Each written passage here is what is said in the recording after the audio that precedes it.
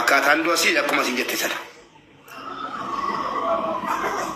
akkuma obboleettiin keenya jette sana Pakistaanii wajjinitu mana hojiitii baddee mana kontiraataa baddee gara mana ijaazaa deemaa jirtu makiinaan akka hin taanetti ittiin garagaluudhaan wallahi bakka baay'ee mataa si kana lafa rukutee waan tokko ta'u bakka wanti mul'atu ni jira achirraa suuraarraa jechuudha.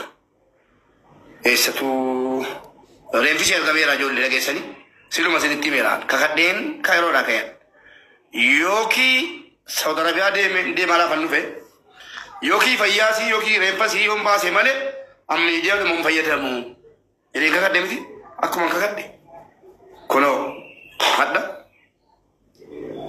reenfasii argeen jiraan ofii kooti jechuudha. Reenfasii bifa suuraatiin bifa viidiyootiin bifa maaliitiin isii ta'uu mirkaneeffadhee akkasitti duute illee mirkaneeffadheera. Sini galee dirqama keenya kana jechuun immoo dirqama keenya finneerra jechuu miti. Kanaafi shamarran biyya Arabaa keessa jirtan rabbi isin eegu of eeggadhaa.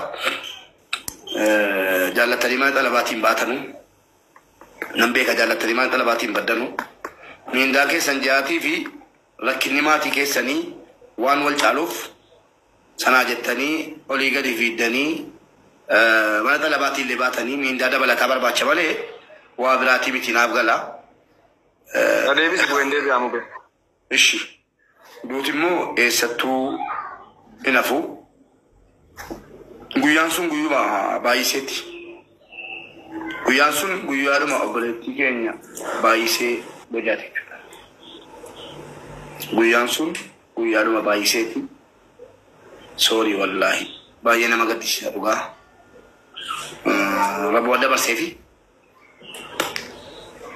Kanaaf immoo ragaa jira ragaa Rakkoon umuree yoo jiraatte duutee yoo jiraatte fayyaa ishee geessachuu yoo duute immoo reeffa ishee geessachuudha jalqabumayyuu wanti jirus immoo egaa argamtee bakka jiraatte reeffa ishee argamee kallattii dandeenyuun geessannee akkuma kamitti reeffa ishee galchannee wallachuu dableesee jiga.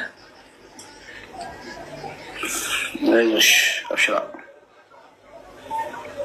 Jabina sini kan kennu duma keessanii fi wariyootan wala isin beektan wala isin beekne ijoollee shamarran biyya Arabaa akkasuma maatii taanaan qabne hunda keessaniifuu jajjabina lawwa maalan alhamdulillah aynun baynu rayo barakan dimbobo asit ndimola anbal nabi anbal sallallahu جمالي العالم انقدي تقبل يا فكر ازماري تعطيك له موديل تعطيك له سري